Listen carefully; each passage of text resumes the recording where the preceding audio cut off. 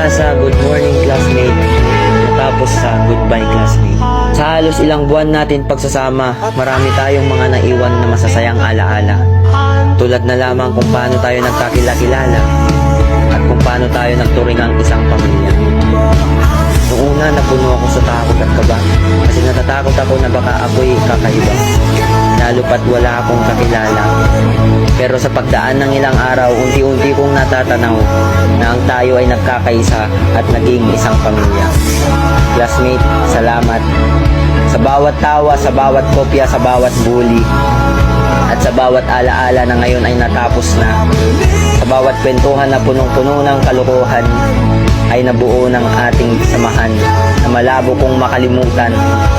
Paalam sa mga nawalan ng ballpen, paalam sa mga papel na binigay natin na kahit ang totoo ayaw naman natin magbigay.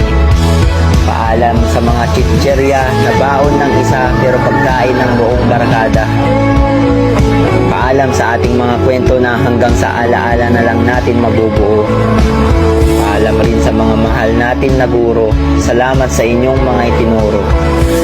Paalam sa isang taon nating samahan na sa mga alaala na lang natin mababalikan. Hanggang sa muli, classmate.